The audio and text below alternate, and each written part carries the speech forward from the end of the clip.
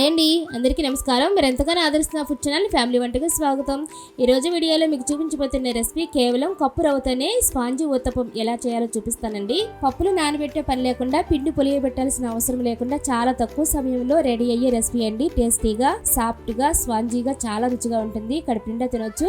రోజు తినే tiffins bore అనిపించినప్పుడు అప్పటికప్పుడు ఇలా ఊతప్పం చేసుకుని తినండి. చట్నీతో పని లేకుండా కమ్మగా తినొచ్చు. కాబట్టి మీరు తప్పకుండా ట్రై చేయండి. వీడియోని చివరి వరకు చూస్తే ఒక్క మిస్టేక్ లేకుండా ఊతప్పం చేయగలుగుతారు. అయితే ఇంకెందుకు ఆలస్యం, టేస్టీగా, సాఫ్ట్గా, స్పాంజీగా ఉండే ఊతప్పం తయారు చేసేసుకుందాం రండి.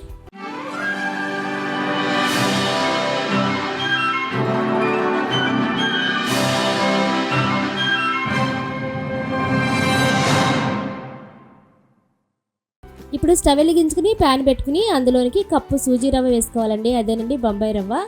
దీన్ని సన్నని సెగ మీద ఒక 5 నిమిషాల పాటు వేయించుకుని ప్లేట్లోకి తీసుకుని పూర్తిగా చల్లారనివ్వాలి. ఈ రవ్వను వేయించుకుంటే ఊతప్పం చాలా రుచిగా ఉంటుందండి. పచ్చి రవ్వ కంటే ఇలా వేయించుకుంటేనే బాగుంటుంది. ఇప్పుడు దీన్ని పూర్తిగా చల్లారనివ్వండి.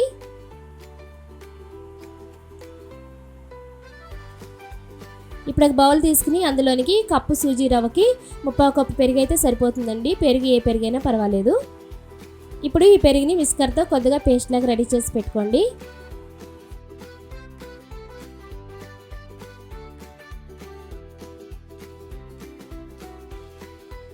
ఇప్పుడు ఈ పెరుగులోనికి ముందుగా చల్లార్చిన రవ్వ అంతా కూడా ఇందులోకి వేసుకోవాలి.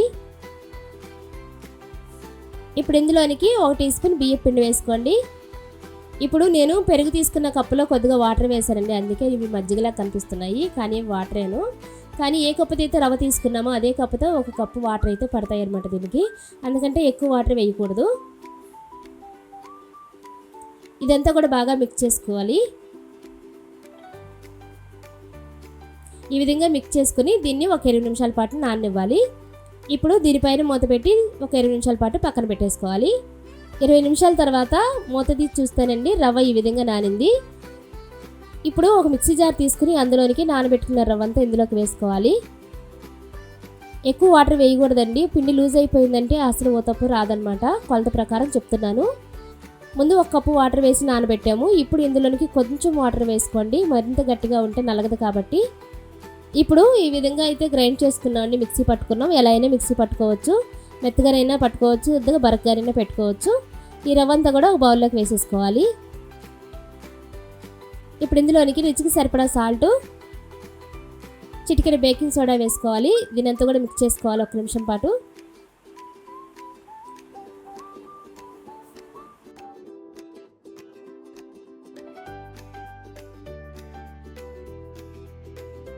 ఇప్పుడు ఇందులోనికి కొద్దిగా జీలకర్ర వేసుకోండి. ఫ్లేవర్ చాలా బాగుంటుంది, అలాగే డైజెషన్ కూడా చాలా మంచిగా పనిచేస్తుంది. దీన్నంతా కూడా మిక్స్ చేసుకుని ఒక 5 నిమిషాల పాటు పక్కన పెట్టేసుకోండి.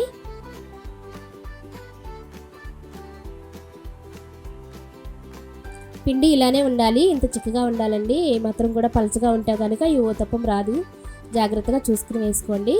ఇప్పుడు ఒక బౌల్ తీసుకుని అందులోనికి సన్నగా తరిగి పెట్టుకున్న ఉల్లిపాయ ముక్కలు, సన్నగా తరిగిన పచ్చిమిర్చి ముక్కలు, కొద్దిగా క్యారెట్ తురుము, సన్నగా తురిమిన కొత్తిమీర, ఇవన్నీ కూడా మిక్స్ చేసుకోవాలి.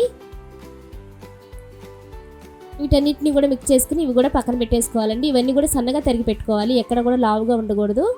ఇప్పుడు స్టవ్ వెలిగించుకుని ప్యాన్ పెట్టుకుని అందులోనికి 1 టీ స్పూన్ ఆయిల్ వేసుకోండి.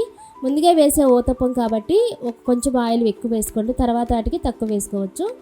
ఇక ఆయిల్ కొంచెం వీట్ అయిన తర్వాత మనం ముందుగా నానబెట్టుకున్న పిండి ఉంది కదండి, అదంతా కూడా ఒకసారి మిక్స్ చేసుకుని, నేనైతే పెద్ద గరిటె పెట్టుకున్నాను, ఒకే ఒక గరిటె సరిపోతుందండి. మీ చిన్న గరిటె అయితే కొద్దిగా 2 గరిటెలు వేసుకోండి. ఇలా ముద్దగా వేసి ఒక్కసారి స్ప్రెడ్ చేయండి. మరింత పలచగా కాకుండా మరీ మందంగా కాకుండా పైపైన ఇలా స్ప్రెడ్ చేస్తే ఊతప్పం కరెక్ట్గా వస్తుంది రౌండ్ షేప్లో. ఇలా పిండి వేసిన వెంటనే నేనైతే కారపొడి వేస్తున్నానండి. ఈ కారపొడి ఎలా చేసుకోవాలో నా ఛానల్లో పోస్ట్ చేశాను, మీరు కావాలంటే చూడొచ్చు. ఇలా కారపొడి వేయడం వల్ల చట్నీతో పని లేకుండా చాలా కమ్మగా తినేయచ్చు అనమాట. ఇప్పుడు దీనిపైన ముందుగా ప్రిపేర్ చేసి పెట్టుకున్న ఉల్లిపాయ ముక్కల్ని ఇలా కొద్దిగా వేసుకోవాలండి. ఇప్పుడు మీరు ఉల్లిపాయ ముక్కలు ఎన్నైతే వేసుకుంటారో అన్నీ వేసుకుని గరిటెతో కొద్దిగా ప్రెస్ చేయండి. ఎందుకంటే పిండి పచ్చిగా ఉన్నప్పుడే ఇవన్నీ లోపలికి నొక్కామనుకోండి, లోపల బాగా ఉడుకుతూనే కాకుండా పైన మనం తిరిగితిప్పినప్పుడు ఊడిపోకుండా ఉంటాయి. అందుకోసమే ఇలా చేయాలి. దీని మీద కొద్దిగా ఆయిల్ వేసుకోండి, చుట్టూరు 1-2 చుక్కలు ఆయిల్ వేసుకోండి. ఆయిల్ ఎక్కువేం పట్టదు. ఇప్పుడు 1 నిమిషం పాటు మూత పెట్టి సన్నని సెక మీద కాలనివ్వండి. ఇప్పుడు ఒకసారి మూత చూడండి, ఉల్లిపాయ అంతా కూడా చక్కగా మగ్గింది. ఇప్పుడు రెండో వైపు తిప్పుకోవాలి. చూడండి, మనం ముందుగానే ఇలా నొక్కి పెట్టాం కాబట్టి ఉల్లిపాయ ముక్కలు ఎక్కడ కూడా రాలిపోలేదండి. మరొకసారి మూత పెట్టి 1 నిమిషం పాటు కాలనివ్వాలి రెండో వైపు. ఇప్పుడు ఒకసారి మూత చూస్తే చక్కగా రెడీ అయిపోయిందండి ఊతప్పం. రెండో వైపు ఎక్కువసేపు ఉండాల్సిన అవసరం లేదు, ఉల్లిపాయ మాడిపోతుంది కాబట్టి ఈ విధంగా ఉంటే సరిపోతుంది. ఇప్పుడు ఊతప్పం అయితే రెడీ అయిపోయింది. దీన్ని ఒక ప్లేట్లోకి తీసేసుకోండి. ఒకవైపు పర్ఫెక్ట్గా కాలుతుందండి, రెండో వైపు లైట్గా కాల్చుకోండి. ఇప్పుడు రెండోసారి ఊతప్పం వేసినప్పుడు అండి ప్యాన్ మరలా తుడిచిపెట్టుకోవాలి. ఇప్పుడు రెండోసారి ఎక్కువ ఆయిల్ పట్టదండి, కొద్దిగా వేసుకుంటే సరిపోతుంది. ఒక 2-3 డ్రాప్స్ వేసుకుంటే సరిపోతుంది. అలాగే ఒక గరిటె మాత్రం పిండి వేసుకుని ఇలా కొద్దిగా స్ప్రెడ్ చేసుకోండి. ముందు ఎలా వేసామో అలానే మనం ఎన్నిసార్లు వేసుకుని ఇదే పద్ధతిలో చేసుకోవాలి. ఇలా కారపొడి వేసుకోవడం వల్ల చట్నీతో అస్సలు పని ఉండదండి, చాలా రుచిగా కూడా ఉంటుంది. తప్పకుండా మీరు ఇలానే ట్రై చేయండి.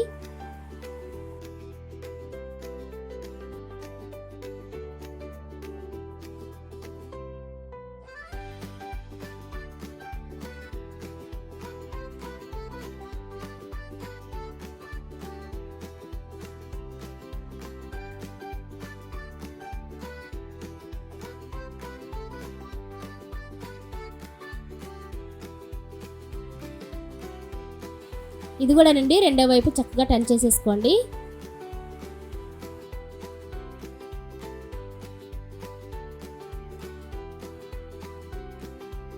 ఇలా రెండో వైపు కూడా చక్కగా కాలిన తర్వాత ఈ ప్లేట్లో తీసేసుకోవచ్చండి.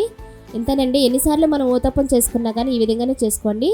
నేను తీసుకున్న కప్పు రవ్వకి 4 ఊతప్పాలు అయితే రెడీ అయినాయండి, చాలా బాగా వచ్చాయి. మీరు కూడా తప్పకుండా ట్రై చేయండి. అంతేనండి, సులభంగా రవ్వ ఊతప్పం ఎలా రెడీ అయిందో చూసారు కదా. మీరు కూడా ఇంట్లో ఒకసారి ట్రై చేసి మీ అభిప్రాయం కామెంట్లో చెప్పండి. ఈ రెసిపీ నచ్చితే వీడియోకి ఒక లైక్ ఇవ్వండి. మీ కుటుంబ సభ్యులు, మీ స్నేహితులతో ఈ వీడియోని షేర్ చేయండి. ఇలాంటి సులభమైన రుచికరమైన వంటల కోసం మా ఛానల్ని సబ్స్క్రైబ్ చేయండి. బెల్ ఐకాన్ కూడా నొక్కండి, కొత్త వీడియోలు వెంటనే మీకు అందుతాయి. మీకు ఏ రెసిపీ కావాలో కామెంట్లో తెలియపరచండి. తర్వాత వీడియోలో మరికొత్త రెసిపీతో మళ్ళీ మీ ముందుకు ఉంటాను. అంతవరకు సెలవు. Thank you for watching.